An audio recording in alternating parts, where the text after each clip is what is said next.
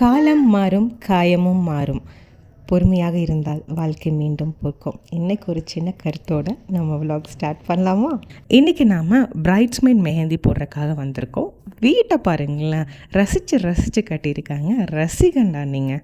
நம்ம போனதுக்கு அப்புறம் தான் கிளைண்ட் டிசைன் செலக்ட் பண்ணாங்க.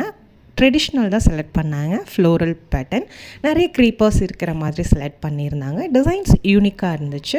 ஃப்ரண்ட் சைட், பேக் சைட் எல்லாமே பார்த்திங்கன்னா சேம் ஒரே மாதிரி இருக்கிற மாதிரி க்ரீப்பர்ஸ் ஃப்ளோரல் பேட்டர்ன் தான் செலக்ட் பண்ணியிருந்தாங்க. ரொம்ப யூனிக்காக செலக்ட் பண்ணியிருந்தாங்க. ஜாலியாக பேசிகிட்டே அவங்க கேட்ட மாதிரியே கஸ்டமைஸ் பண்ணிட்டோம்.